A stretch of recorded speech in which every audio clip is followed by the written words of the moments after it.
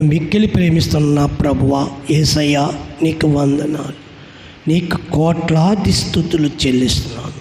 2026 సంవత్సరముల క్రితము ఈ భూలోకానికి మనిషి శరీరము ధరించుకుని వచ్చి 33.5 సంవత్సరములు జీవించి 3.5 సంవత్సరములు ఎంతగానో పరిచర్య చేసి, ప్రభువా నీవు నీ ఆత్మను నీ తండ్రికి అప్పచెప్పుకున్న దేవా, నీకు వందనాలు.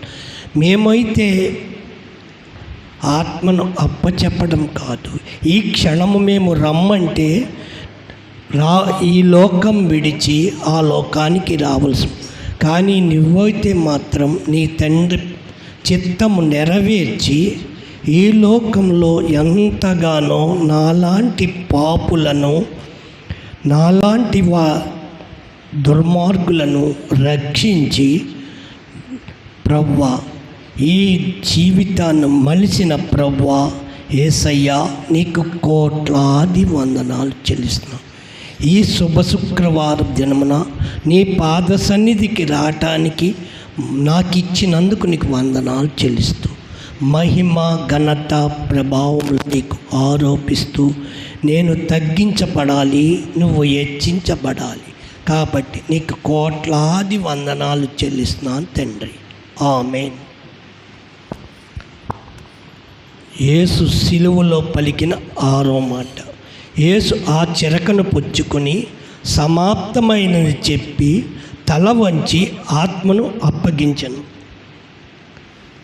ఆత్మను అప్పగిస్తేనే కానీ తండ్రి తీసుకోలేదు. కానీ మనమైతే తండ్రి చెప్పకముందే మనల్ని రమ్మంటే మనము వెళ్ళిపోవలసిన వాళ్ళమే, కానీ ఆయన మాత్రము అలా చేయలేదు. ఆయన గెత్సేమనే తోటలో ముందు దినాన ఎంతగానో కన్నీరు కాస్తూ, తండ్రి నీ చిత్తమైతే ఈ గిన్నెని నా వద్ద నుంచి తొలగించమని ప్రార్థన చేశారు.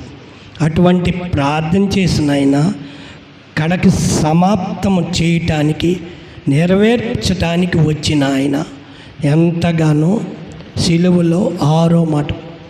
అయితే ఈయన కడపటి ఆదాము. మొదటి ఆదాము కూడా ఆయన కుమారుడే. తండ్రి మొదట సృష్టించినప్పుడు సమస్తము 5 దినములు అన్నీ సృష్టించాడు దేవదేవుడు. 6వ దినము మొదటి ఆదామును సృష్టించాడు. సృష్టించి అతనికి తోటలో 99 ఫలములు ఇచ్చాడు, తినమన్నాడు, సంతోషించమన్నాడు. అలాగే స్త్రీని కూడా అతనికి భార్యగా ఇచ్చాడు. ఇచ్చిన ఆయన ఒక్కటి మాత్రమే చెప్పాడు, నీవు తోట మధ్యలో ఉన్నది ఫలము తినొద్దను, అది నువ్వు తిన్న రోజుని చచ్చిన వాడితో సమానము అని చెప్పాడు. అంటే అది తింటే చచ్చిపోతాడు అని తెలుసు కూడా ఆ ఫలము తిన్నాడు ఆ ఆదాము. అయితే మరి ఆ ఆదాము కూడా దేవదేవుని కుమారుడే కదా, అతనికి ఎందుకు కలిగింది? అది పాపంతో కూడుకున్న పండు. ఆ పండులో మనం చూసినప్పుడు ఎంతో రమ్యంగా అందంగా కనిపిస్తుంది. ఆ పండుకు పేరు పెట్టుకోవచ్చు, పాపము అనే పండు పేరు పెట్టుకోవచ్చు.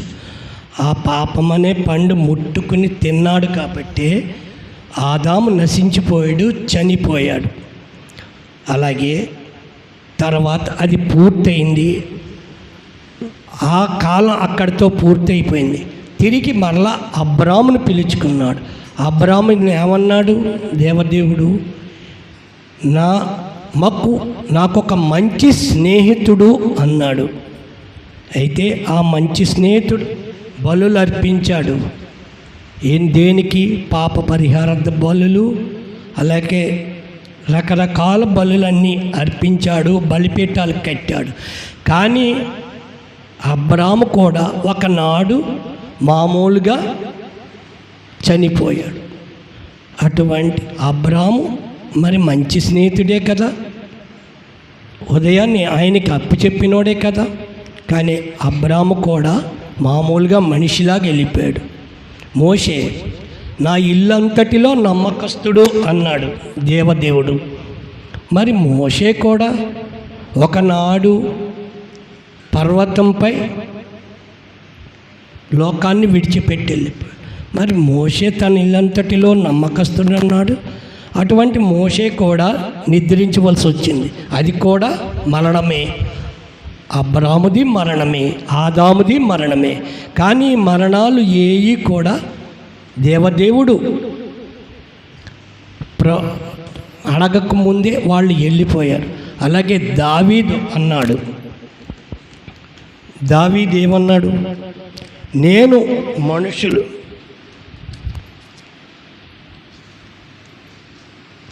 1 రాజులు 2:1 రెండో అధ్యాయం 1-2 కొంచెం చదవండి.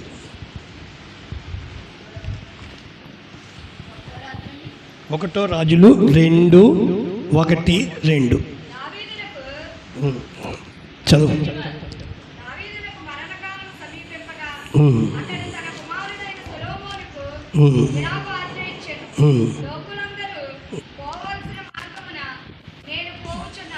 అవును,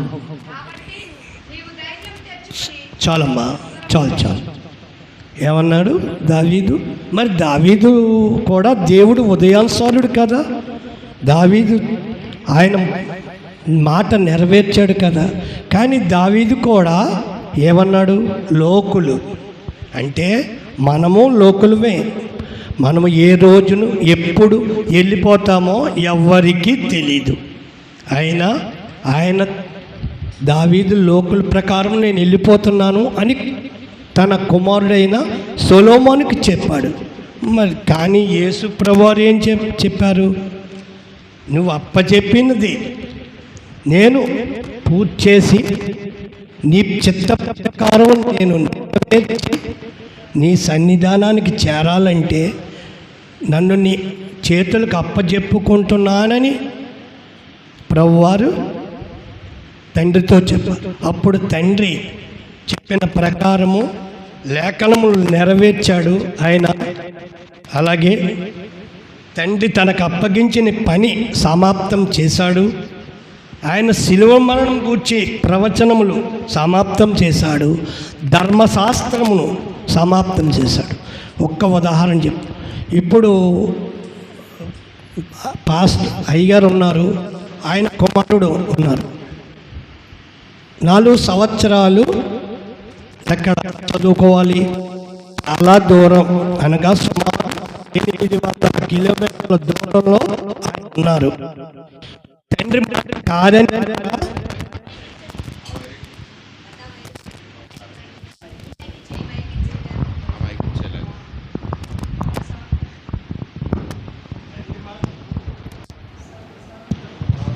తండ్రి మాట కాదని వెళ్ళారా? తండ్రి మాట ప్రకారం వెళ్ళారా? ఆయన మొదటి సంవత్సరం వెళ్ళారు, వచ్చారు. అయితే కొంత సదురుబాటు లేక, రెండోది ఉండలేక ఆయన వచ్చేసారు. 2వ సంవత్సరం ఇక్కడ అంతా చూసుకున్నారు, ఏదో సమకూర్చుకున్నారు, వెళ్ళారు. ఇప్పుడు ఆయన అక్కడికి వెళ్ళినప్పుడు రెవరెండ్, డాక్టర్ ఇన్ని పుచ్చుకున్నాడు. ఎవరి ప్రకారం? తల్లిదండ్రుల మాట ప్రకారం వెళ్ళారు కాబట్టి. అలాగే తండ్రి అయిన దేవదేవుడు, ప్రభువైన యెహోవా మాట ప్రకారము యేసుక్రీస్తు ప్రభువారు ఈ లోకంలోకి వచ్చారు. 7 మాటలు, అనగా 7 ఇందాక దైవజనులు చెప్పారు. 7కు చాలా గొప్ప ఉంది పరిశుద్ధ గ్రంథంలో.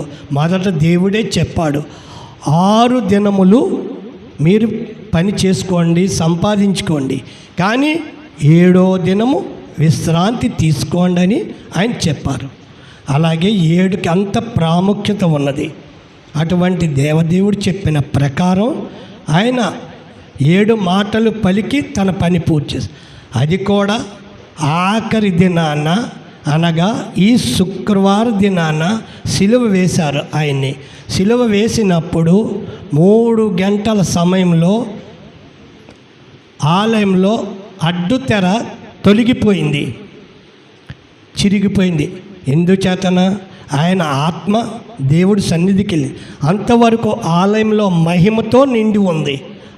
నిండి ఉన్నది అప్పుడుతో మహిమ పూర్తిగా పోయి. అలాగే ఆయన శనివారం సమాధిలో ఉన్నారు. సమాధిలో ఆయన నిద్రించారు కానీ చనిపోలేదు. దేవుడు చెప్పింది ఏంటి? 6 దినములు పని చేయమని, 7వ దినము విశ్రాంతి తీసుకోమని. అది ఆయన శనివారం నాడు విశ్రాంతి తీసుకున్నారు.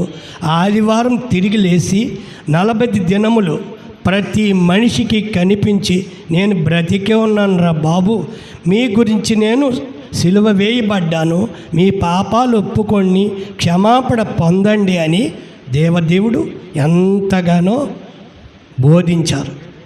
ప్రభువు ఈ చిన్న మాటలు దేవుడు దీవించును గాక. ఆమేన్. నేను చెప్పండి. హల్లెలూయా, హల్లెలూయా. ఇంతవరకు ప్రియులరా 6